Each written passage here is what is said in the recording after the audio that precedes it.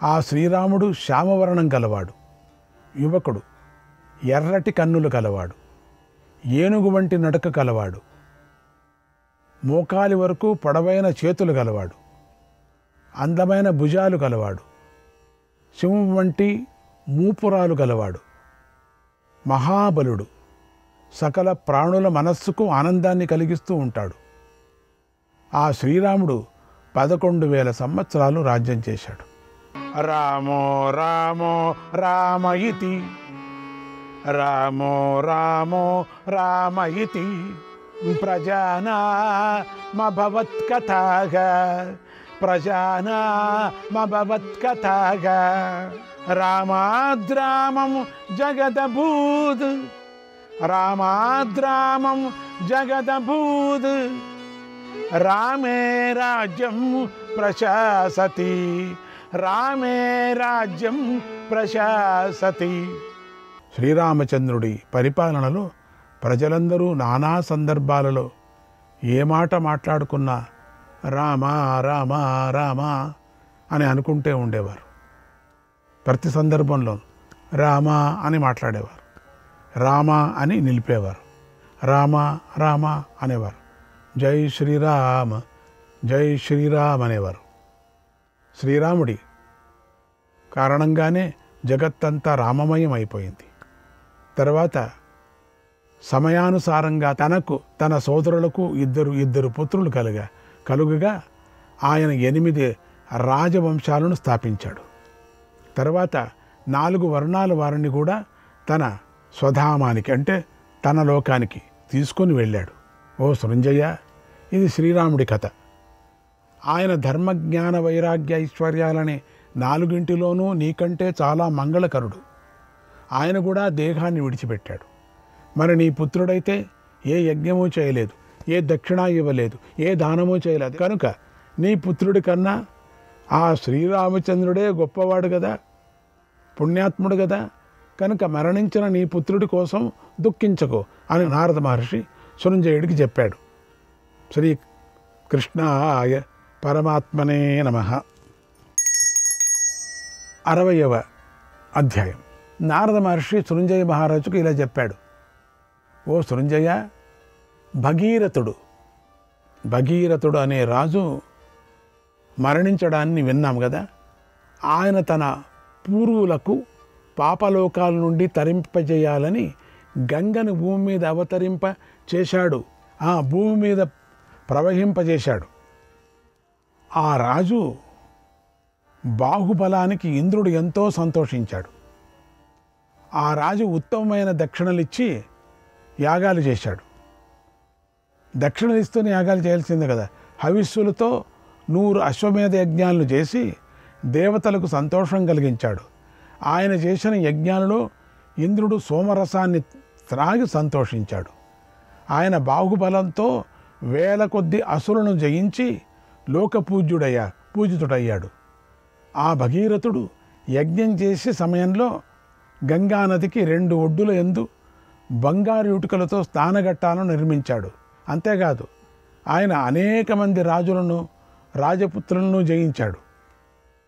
వారి భవనాల్లో నుంచి చక్కని కన్యలను తెచ్చి విప్రులకు కన్యాదానం చేశాడు. ఆ రాజకన్యలందరూ రథాలలో కూర్చొని ఉన్నారు.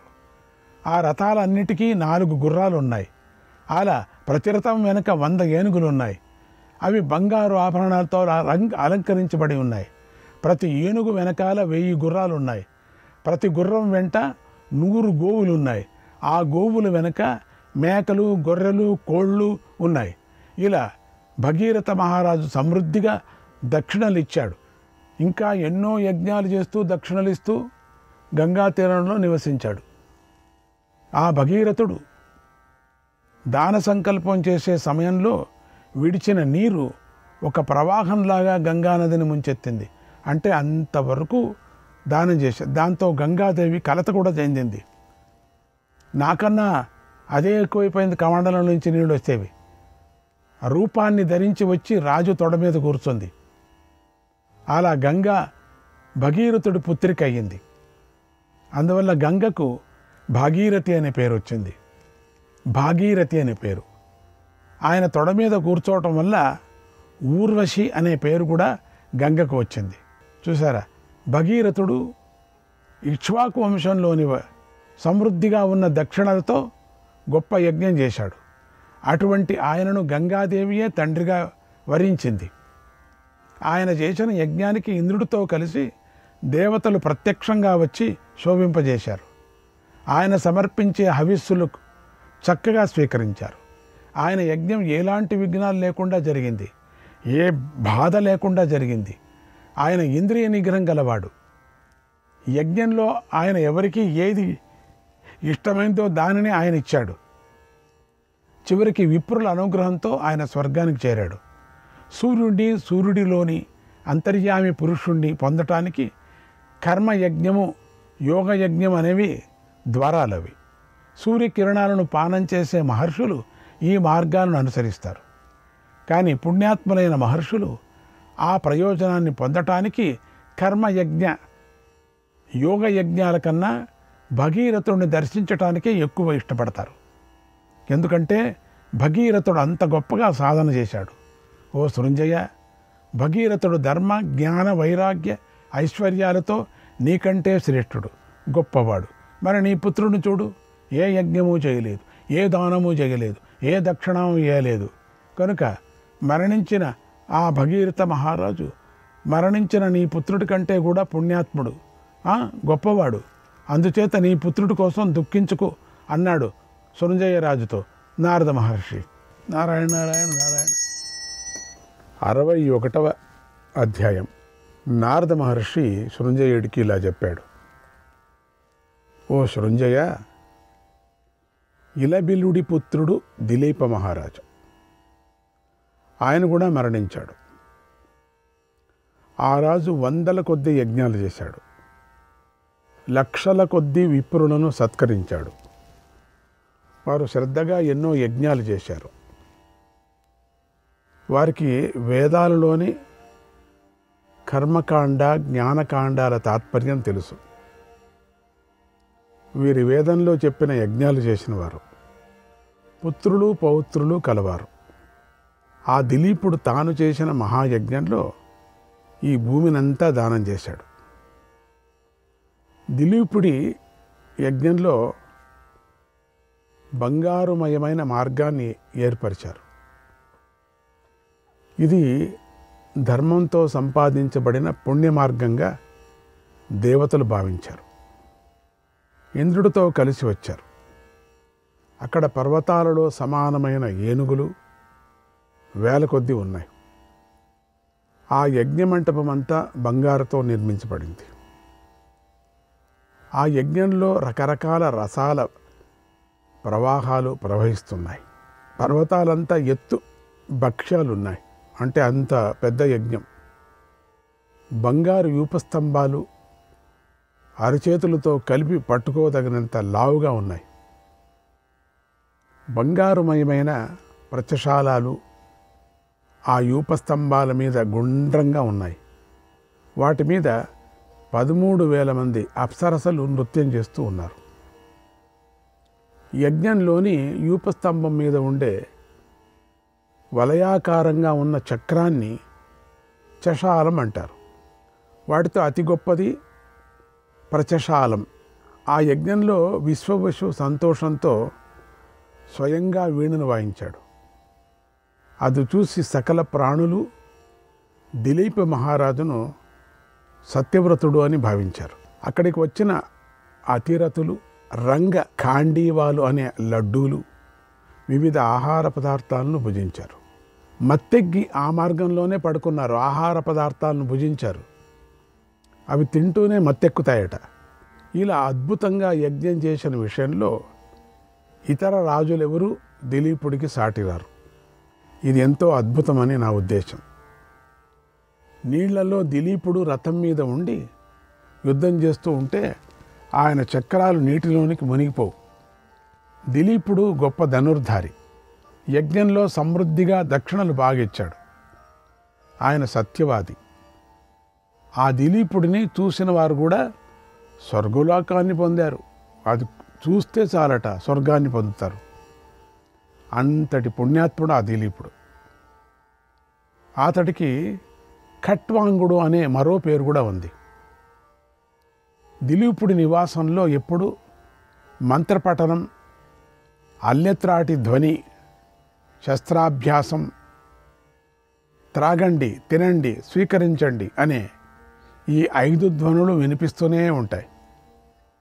ఓ సృంజయ, ఆ దిలీపుడు ధర్మజ్ఞాన వైరాగ్య ఐశ్వర్యాలతో నీకంటే గొప్పవాడు. అటువంటి ఆయన కూడా మరణించాడు. నీ కొడుకైతే యజ్ఞాలు చేయలేదు, దక్షిణాలు ఇవ్వలేదు, గ్రామాలు ఇవ్వలేదు. నీ కుమారుడి కంటే దిలీపుడు ఎంతో గొప్పవాడు. కనుక ఓ సృంజయ, మరణించిన నీ పుత్రుడి కోసం నువ్వు దుఃఖించకు అన్నాడు నారద మహర్షి. ఇక్కడి నుంచి ఇలాంటి ఉదాహరణలను నారద మహర్షి ఎన్నో చెబుతాడు. అంటే వీటిని బట్టి జన్మ ఎత్తిన తర్వాత దానిని సార్థకం చేసుకోవాలి. ఊరికే పుట్టి ఊరికే బ్రతికి ఊరికే మరణించటం వల్ల ఏ ప్రయోజనం లేదు. అంటే పుట్టడం చావటం అంతేనా? పుట్టడం, ఊరికే జీవించటం, ఊరికే మరణించటం.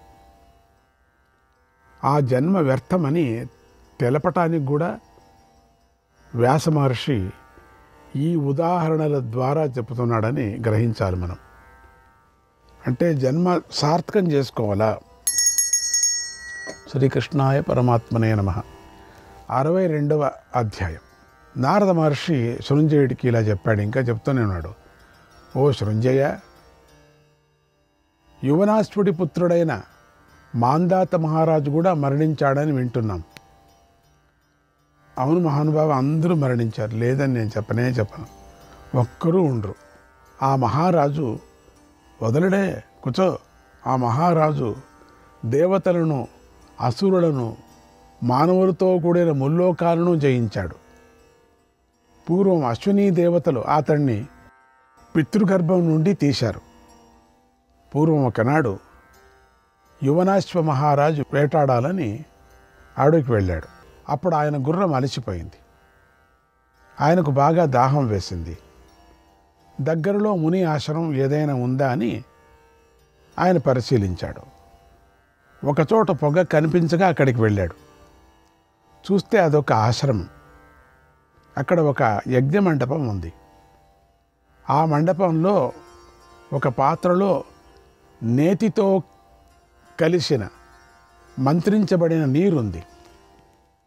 ఇంతలో మహారాజుకు బాగా దాహం వేసింది. ఏమైందో చూడండి. ఆ నీటిని తీసుకొని గడగడా తాగేశాడు అడక్కోకుండా. ఏమైపోతాడో ఈయనకు తెలీదు. అప్పుడు ఆ జలం యువనాశ్వుడి కడుపులోకి వెళ్ళి శిశువుగా మారింది. కంగారు పడ్డాడు. ఇదేంటిది, లోపల నా కడుపులో శిశువు. తర్వాత అశ్విని దేవతలు ఆయన గర్భం నుండి ఒక బాలుణ్ణి బయటకు తీశారు. తండ్రి ఒడిలో దేవవర్చస్సుతో బాలుడు వెలిగిపోతున్నాడు. తండ్రికి అర్థం కాలే, ఇది ఏంటి, నా కడుపులో పిల్ల పుట్టాడేమో ఇది. ఆ బాలుణ్ణి చూసి దేవతలు ఇతడు ఎవరి పాలు త్రాగుతాడు అని వారిలో వారు అనుకున్నారు. అప్పుడు ఇంద్రుడు ఇతడు మొదటిగా నా దగ్గరే పాలు త్రాగుతాడు అన్నాడు. ఆ సమయంలో ఇంద్రుడి వ్రేళ్ల నుండి పాలు కారాయి.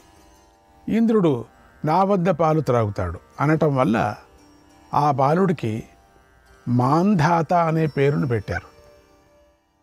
ఇంద్రుడు మాంధాత నోటిలో తన వేలును పెట్టాడు.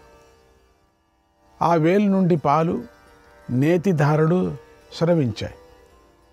బాలుడు అలా పాలను త్రాగి దినదినము పెరిగాడు. 12 రోజుల్లో 12 ఏళ్ల బలిష్ఠుడయ్యాడు. తర్వాత మాంధాత ఒక్క రోజులో ఈ సమస్త భూమండలాన్ని జయించాడు. అతడు ధర్మాత్ముడు, ధీరుడు, వీరుడు, ఆడిన మాట తప్పడు, ఇంద్రియాలను జయించాడు. ఆయన జనమేజయుని, సుధనుడిని, గైడుని, పూరుడిని జయించాడు. బృహద్రథుడిని, అసితుడిని, నృగుడిని జయించాడు. సూర్యుడు ఉదయించే చోటు నుండి అస్తమించే చోటు వరకు, అంటే ఉదయాచలం నుంచి అస్తాచలం వరకు ఉండే సమస్త భూమిని జయించాడు. ఆ ప్రాంతాన్ని అంతా మాంధాతృ క్షేత్రం అంటారు. ఆ మాంధాత 100 అశ్వమేధ యాగాలు 100 రాజసూయ యాగాలు చేశాడు. 100 యోజనాల విస్తారమైన రోహిత దేశాన్ని విప్రులకు దానం చేశాడు. బంగారు గనులతో కూడిన మత్స్య దేశాన్ని కూడా దానం చేశాడు. మంచి రుచికరమైన భక్ష్య భోజ్యాలను పెట్టాడు. భోజ్యాలు పెద్ద పెద్ద అన్న పర్వతాలతో లెక్కలేనంత విప్రులకు భోజనాలు పెట్టాడు.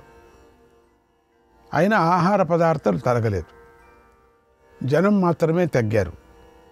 అక్కడ భక్ష్యాలు, అన్నపానాల సమూహాలు, అన్నపర్వతాలు పెద్ద ఎత్తున రాసుల్లాగా ఉన్నాయి. తేనె, పాలు నదులుగా ఉన్నాయి. నేతి సరస్సులు, పప్పు బావులు ఉన్నాయి. ఓహో, అక్కడ నురుగుకు బదులు పెరుగు, నీటికి బదులు బెల్లం పానకం ప్రవహించాయి. అంత వైభవంగా ఆశ్చర్యకరంగా మాంధాత యాగం జరిగింది. మాంధాత చేసిన యజ్ఞాలకు దేవతలు, అసురులు, నరులు, యక్షులు, గంధర్వులు, పక్షులు, ఉరగలు, వేదాంగాలు చాలా చదివిన విప్రులు, ఋషులు వచ్చారు. ఆ వచ్చిన వారిలో పండితుడు కానివాడు లేడు. అందరూ పండితుడే. మాంధాత అలా యజ్ఞాలు చేసి సర్వ సంపదలతో ఉన్నటువంటి భూమినంతా విప్రులకు దానం చేసి సూర్యుడిలాగా అస్తమించాడు. తన కీర్తిని సకల దిక్కుల యందు వ్యాపింపజేసి పుణ్యలోకాలకు వెళ్ళాడు. ఓ సృంజయ్య, ఆ మాంధాత నీకన్నా ధర్మ, జ్ఞాన, వైరాగ్య, ఐశ్వర్యాలతో అధికుడు, గొప్పవాడు. నీ పుత్రుడు యజ్ఞం చేయలేదు, దక్షిణలు ఇవ్వలేదు, దానం చేయలేదు, అంతే మామూలే. ఏం చేశాడు నీ కొడుకు? మరి నీ పుత్రుడి కంటే ఆ మాంధాత చాలా గొప్పవాడు కదా. మరణించని ఈయనే చెప్తున్నాడు, యజ్ఞం చేయలేదు నా కొడుకు, దానం చేయలేదు నా కొడుకు, యజ్ఞ అంతే కదా, అంతే. మరణించిన నీ పుత్రుడు బ్రతికి ఉన్నప్పుడు ఏం సాధించాడు? నీ పుత్రుడు ఏమీ సాధించలేదు కదా. అందుచేత నువ్వు దుఃఖించుకో అన్నాడు నారద మహర్షి. శ్రీకృష్ణాయ పరమాత్మనే నమః. 63వ అధ్యాయం. అభిమన్యుడు మరణించినందుకు శోకం తొలగటం కోసం ఇన్ని కథలు చెబుతున్నారు. కథలో కథ. ఎందుకంటే శోకం బలీయమైనది కదా, అది ఒక పట్టాన తొలగదు కదా. మరి ఏం చేయాలి అంటే ఇది ఉపాయం. మహాత్ములను గుర్తు చేసుకోవాలి. అందుకే ఇంతమంది ధర్మాత్ములను, మహాత్ములను గుర్తు చేస్తున్నారు. అట్లా ఎవరైనా దుఃఖపడుతూ ఉంటే ఈ మహాత్ముల యొక్క కథ చెప్పే వాళ్ళని తీసుకువెళ్ళ ముందర కూర్చోబెట్టుకుంటే జన్మలో ఇంక దుఃఖపడరు, అసలు దుఃఖం మర్చిపోతారు కూడా. నారదుడు సృంజయుడికి ఇలా చెప్పాడు. శ్రీకృష్ణాయ పరమాత్మనే నమః.